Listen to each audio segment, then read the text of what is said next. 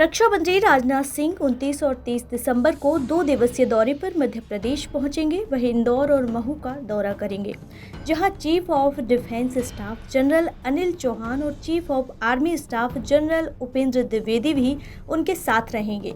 महू में रक्षा मंत्री डॉक्टर भीमराव अंबेडकर जन्मभूमि स्मारक पर माल्यार्पण करेंगे और सेना के प्रमुख संस्थानों जैसे army bar college, military college of telecommunication engineering और इन्फेंट्री म्यूजियम का दौरा करेंगे।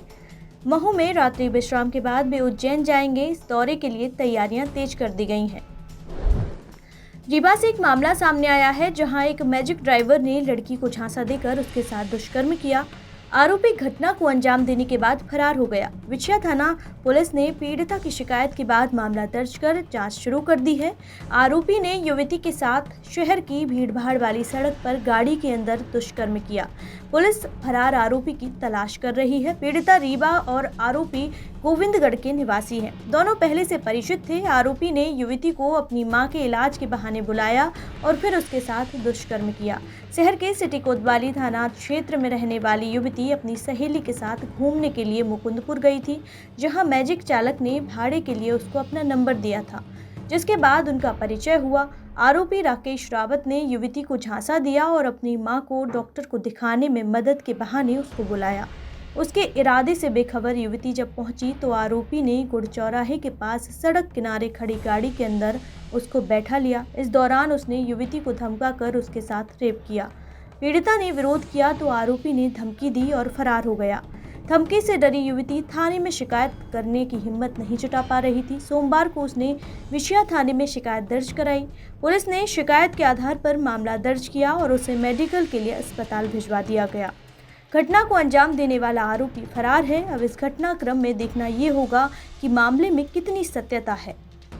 एक बच्ची है, लगभग 24-25 साल की है।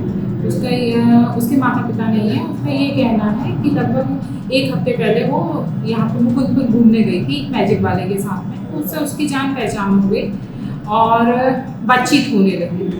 तो उसने मैजिक वाले ने इसको नंबर दे दिया कि कभी भी आपको कहीं पे भी जाना हो तो मेरा नंबर ले लीजिए। तो अभी लगभग 18 तारीख के दिन उस मैजिक वाले ने इस लड़की को फ़ोन लगाया कि मुझे अपनी माँ को दिखाने के लिए शैलवाला क्लिनिक के पास जाना है, थोड़े से मेरी मदद कर दीजिए। तो ये बात सुनकर वो बच्ची आ गई उसकी मदद करने के लिए और फिर उसी मैजिक में वहीं पे शैलवाला क्लिनिक के पास में उसने उसके साथ में गलत काम किया है। गोविंदगढ़ का रहने वाला है और अभी गिरफ्तारी नहीं हो पाई है। छत्तीसगढ़ में नगरीय निकाय और पंचायत के चुनाव होने हैं, इसे लेकर प्रशासन तैयारी में जुट गया है। पहले तो यह तय हुआ था कि नगरीय निकाय के चुनाव ईवीएम से होंगे। इस बीच छत्तीसगढ़ के नगरीय प्रशासन मंत्री अरुण साव का बड़ा बयान सामने आया है। उन्होंने कहा है कि छत्तीसगढ़ में नगरीय चुनाव और पंचायत चुनाव बैलेट पेपर के जरिए होंगे। हालांकि अभी तारीखों की घोषणा नहीं हुई है। नगरीय प्रशासन मंत्री अरुण साव ने बताया कि चुनाव जनवरी के बाद कभी भी हो सकते हैं। सरकार का लक्ष्य है कि बोर्ड परीक्षा से पहले ये चुनाव पूरे कर लिए जाएं। साथ ही मंत्री ने यह भी कहा कि आरक्षण की प्रक्रिया पूरे होते ही चुनाव की तारीखों का ऐलान किया जाएगा। चुनाव प्रक्रिया की तैयारियां तेजी से चल रही हैं और यह सुनिश्चित किया जा रहा है कि बोर्ड परीक्षा पर कोई असर न हो। बैलेट पेपर से चुनाव कराने का निर्णय किया है। बैलेट पेपर से चुनाव होगा, इसकी तैयारी चुनाव आयोग कर रही है। पंचायत और नगरीय निकाय चुनावों को लेकर हमारी सरकार ने लगातार बहुत पहले से तैयारियां प्रारंभ की थी। जैसे आप सबको पता है कि बहुत सारी चीजें इस बार नई हुई है। माननीय सर्वोच्च न्यायालय के निर्देश के पालन में आरक्षण की सारी पद्धति चेंज हुई है। आयोग बनाया, आयोग की रिपोर्ट आई और उस आधार पर आरक्षण होना है। उसी तरह से निकायों में अध्यक्ष और महापौर के चुनाव प्रत्यक्ष प्रणाली से करने का निर्णय हुआ है और इस बीच नई निकायें बनी हैं, नए नगर पंचायतों को नगर पालिका में अपग्रेड किया है। इन सब के तैयारियों में थोड़ा समय की आवश्यकता थी और इसलिए आरक्षण की प्रक्रिया अब नगरीय निकायों के अध्यक्ष और महापौर के लिए 7 तारीख निर्धारित की है। पर सरकार जल्द से जल्द चुनाव कराने के लिए प्रतिबद्ध है। जैसे ही आरक्षण की प्रक्रिया समाप्त होगी उसकी सूचना चुनाव आयोग को भेजी जाएगी और चुनाव चुनाव आयोग जो है उसके तुरंत बाद चुनाव के कार्यक्रम घोषित करेगी। सरकार पूरी तरह से प्रतिबद्ध है जल्द से जल्द चुनाव कराने के लिए, पर कुछ नई व्यवस्थाएं हमने की है, उसके कारण थोड़ा समय लग रहा है। जैसे आपको बताया कि कई नियमों में परिवर्तन किया है, प्रत्यक्ष प्रणाली से चुनाव, सर्वोच्च न्यायालय के निर्देश पर ओबीसी रिजर्वेशन के लिए नई व्यवस्था, और एक और महत्वपूर्ण व्यवस्था कानून में परिवर्तन करके हमने की। पहले साल भर में एक बार मतदाता सूची बनता था, अब इस बार हर 3 महीने में मतदाता सूची उस हिसाब से बनाने का निर्णय किया, ताकि ज्यादा से ज्यादा जो नए मतदाता हैं, जो छूटे होते हैं, उनको हर 3 महीने में नाम जोड़ने का अवसर मिल जाए। इन सब के कारण थोड़ा समय लगा है, पर सरकार जल्द से जल्द चुनाव कराने की तैयारी में है और इस हिसाब से तेज गति से हम चुनाव की प्रक्रिया में आगे बढ़ रहे हैं। हमारी सरकार की नीयत पूरी तरह से स्पष्ट है, जल्द से जल्द नगरीय निकाय और पंचायत की चुनाव कराना चाह रहे हैं। हर साल की तरह इस बार भी नए साल के मौके पर बाबा महाकाल के दर पर श्रद्धालुओं की भीड़ देखने को मिलेगी। भक्तों की उमड़ने वाली भीड़ को देखते हुए व्यवस्थाओं का खास ध्यान रखा जाएगा। नए साल की भीड़ को देखते हुए प्रशासन की तरफ से प्लान तैयार कर लिया गया है, जिससे श्रद्धालुओं को सुगमता से बाबा महाकाल के दर्शन मिल सके। आइए जानते हैं कि दर्शन के लिए प्रशासन की तरफ से क्या व्यवस्थाएं बनाई जा रही हैं। दरअसल बाबा महाकाल के दर्शन के लिए 31 दिसंबर और 1 जनवरी को भारी संख्या में श्रद्धालुओं के पहुंचने की संभावना है। भीड़ के दौरान कोई अनहोनी या परेशानी ना हो, इसके लिए प्रशासन कई तरह के बदलाव करता है। इस साल भी कुछ बदलाव किए हैं। भीड़ के दौरान सबसे बड़ी चुनौती पार्किंग है, जिसको लेकर प्रशासन ने प्लान बी भी तैयार किया है। इंदौर में देर रात 3 बदमाशों ने एक डॉक्टर को सीने में गोली मार दी और मौके से फरार हो गए। वहीं डॉक्टर को अस्पताल ले जाया गया, जहां उनकी मौत हो गई। आपको बता दें कि पूरा मामला इंदौर के राजेंद्र नगर थाना क्षेत्र के कुंदन नगर का है, जहां 32 साल के BHMS डॉक्टर सुनील साहू अपना क्लिनिक चलाते थे। वह क्लिनिक पर बैठे हुए थे, तभी 3 बदमाश आए और अपना इलाज कराया, फिर वह चले गए। कुछ देर बाद फिर वह तीनों बदमाश आए और डॉक्टर के सीने में गोली मार दी। डॉक्टर सुनील को जल्द ही अस्पताल ले जाया गया, जहां उनकी मौत हो गई। मौके पर पहुंचे अधिकारियों ने पूरे मामले की जांच पड़ताल शुरू कर दी। इस पूरे मामले को लेकर ACP ने बताया कि घटना रात करीब 10 से 10:30 बजे के बीच की है। उसी वक्त बारिश हो रही थी, तभी लाइट चली गई। उसी दौरान घटना को अंजाम दिया गया। डॉक्टर सुनील मूल रूप से गुना के रहने वाले थे और उन्होंने 2 महीने पहले ही क्लिनिक कुंदन नगर में खोला था। वह 2 साल से पाराशर नगर में अपनी पत्नी के साथ रहते थे। सुनील साहू है, ये डॉक्टर हैं यहाँ कुंदन नगर में BHMS, जो अपना एक छोटा सा क्लिनिक लेके पिछले 2 महीने से यहाँ चालू किए थे।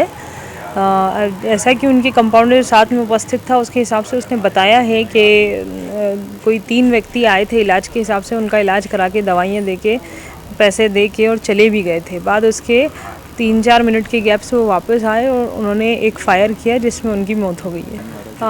10 बजे से 10:30 बजे तक की यहाँ लाइट क्षेत्र में नहीं थी और उसी समय ये उनका आना हुआ है, तो हम उसकी जांच पड़ताल कर रहे हैं इसे। ये बेसिकली गुना के रहने वाले हैं, यहाँ पिछले 2 साल से VIP परस्पर नगर में रह रहे हैं अपनी पत्नी के साथ ही वहीं पर उनका ससुराल भी है और यहाँ इनका एक क्लिनिक डाल रखा है इन्होंने। इंदौर कलेक्टर आशीष सिंह के निर्देश पर RTO इंदौर ने यात्री बसों पर कार्रवाई की। फिटनेस परमिट, बीमा, PUC प्रमाण पत्र की जांच के साथ ओवरलोडिंग और अधिक किराया वसूलने पर 20 से अधिक बसों पर कार्रवाई की गई। इंदौर, ओंकारेश्वर, खंडवा और महू रूट की बसों में 52,000 रुपये जुर्माना वसूला गया। महापौर पुष्यमित्र भार्गव ने स्वच्छ और सुंदर इंदौर पर जोर देते हुए नगर निगम की रिमूवल टीम से अपने जन्मदिन पर लगाए होल्डिंग हटवाए। महापौर का कहना है कि शहर को साफ सुथरा रखने में किसी भी स्तर पर समझौता नहीं किया जाएगा। आपको बता दें, इससे पहले भी महापौर अपने जन्मदिन पर होर्डिंग ना लगाने की अपील कर चुके थे। माननीय महापौर जी के निर्देश थे कि मेरे जन्म दिवस पर किसी भी प्रकार का पूरे शहर भर में कहीं होर्डिंग ना लगे।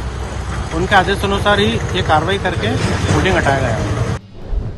इंदौर मेट्रो के निर्माण कार्य तेजी से हो रहे हैं। प्रबंध संचालक S कृष्ण चैतन्य ने 11वीं मेट्रो ट्रेन का निरीक्षण किया और जनोपयोगी वृक्ष लगाने पर जोर दिया।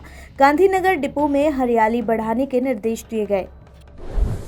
कलेक्टर आशीष सिंह की अध्यक्षता में आरओ बैठक आयोजित हुई। सीमांकन और बंटवारे से जुड़ी समस्याओं को समय सीमा में हल करने के निर्देश दिए गए। लापरवाही पर अधिकारियों का 15 दिन का वेतन काटने का आदेश जारी हुआ।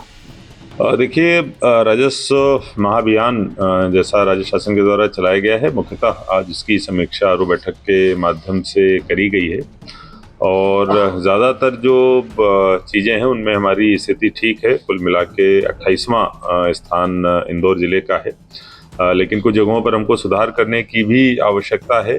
जैसे जो स्वामित्व योजना है उसमें लगभग 20 प्रकरण ऐसे हैं जिनका अंतिम प्रकाशन अभी बहुत जल्दी हो सकता है, तो आगामी 7 दिनों में उसको पूर्ण करने के निर्देश दिए गए हैं। नक्शा तरमीम में और अधिक प्रगति लाने का वो है अभी स्कोप है, इसीलिए उसके लिए भी निर्देशित किया गया है। इसके साथ साथ जो अविवादित नामांतरण, बंटवारे और सीमांकन के मामले हैं, ज़्यादातर 99% का निराकरण किया जा चुका है। कुछ तहसीलों में इक्के दुक्के, किसी में 2, किसी में 3, किसी में 4 प्रकरण बचे हुए हैं जिनको तत्काल पूरा करने हेतु निर्देशित किया गया है। हालांकि उसमें कुछ तकनीकी जो पोर्टल की खामियां हैं वो भी सामने आई हैं, लेकिन फिर भी जो 2-4 प्रकरण बचे हैं उनको तत्काल पूरा करने के निर्देश दिए गए हैं। इसके साथ साथ ज़िले में हम लोगों ने ये अभियान चला रखा है कि कोई भी राजस्व प्रकरण 3 महीने से अधिक जो है वो लंबित नहीं होना चाहिए। और आज जो समीक्षा में देखने में आया है कि करीब ऐसी 3 या 4 तहसीलें थीं जिनमें नामांतरण और बंटवारे के बहुत प्रकरण नहीं थे, बहुत कम प्रकरण, 2 या 3 प्रकरण अलग अलग तहसीलों के थे जो 3 महीने से बाहर गए हैं।